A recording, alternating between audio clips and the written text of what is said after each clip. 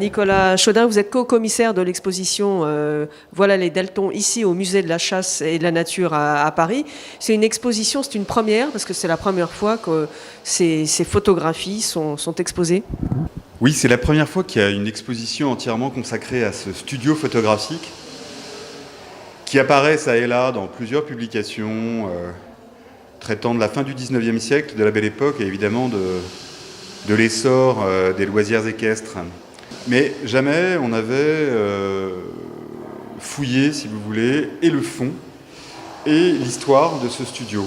Et cette exposition, en un raccourci assez succinct, relate l'histoire du studio Delton, qui a été actif de 1860 à 1914.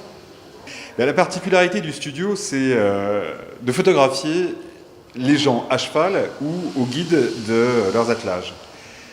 Quand Louis-Jean Delton l'aîné crée son studio dans les années 1860, en 1860, la société équestre est à son apogée. Le Second Empire est une espèce d'âge d'or pour l'équitation d'une manière générale, que ce soit aussi bien dans le domaine militaire, dans le domaine des loisirs, dans le domaine du paraître, que même dans le domaine industriel, parce que, assez paradoxalement, le cheval s'est fait l'auxiliaire de l'industrialisation.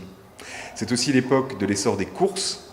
Première fois en France, les courses agitent des nuées, des foules de parieurs, motivent les travaux et les investissements d'une quantité d'éleveurs. Les progrès zootechniques et les progrès de la race, l'amélioration de la race, est marquée par des succès considérables au cours des années 1860-1880. Et tout ça, les Deltons vont le fixer devant leur objectif par cette obsession, je dirais, cette espèce de sacerdoce qu'ils ont professé à l'endroit du cheval. Les Deltons vont créer des organes de presse, la photographie hippique, puis le sport universel illustré, qui serviront de débouché à leur fond photographique. Donc ils s'impliquent...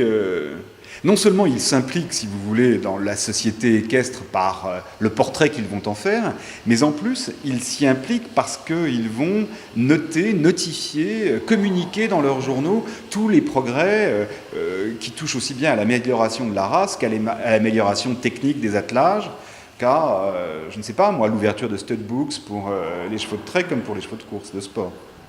Alors Louis-Jean, quand il crée le studio Delton, lui le crée un peu par opportunisme. C'est un homme d'affaires et il crée le studio photographique, la photographie hippique, parce qu'il sent bien qu'il y a des bonnes affaires à faire. Mais ce n'est pas un photographe. En fait, il n'y entend rien. En revanche, son fils, Louis-Jean II, a grandi dans l'atmosphère de l'atelier. Il a également un frère, Georges, qui, de la même manière que lui, s'est nourri de toutes les premières expériences de l'atelier. Et donc, ils vont, l'un et l'autre, contribuer, alors là, nettement contribuer, au progrès technique de la photographie. Et ils vont y contribuer surtout dans le sens de la capture de l'image instantanée, dans la capture de l'instant. Alors il y a essentiellement deux directions dans lesquelles évolue la photographie pour produire des clichés instantanés. D'une part, il y a l'amélioration du support, qui est essentiellement sur plaque de verre.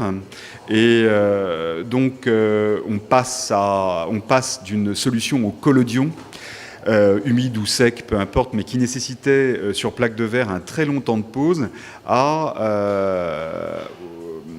une solution de gélatine au bromure d'argent qui, elle, va permettre de réduire considérablement les temps de pause. Et de la même manière, on améliore les performances des obturateurs.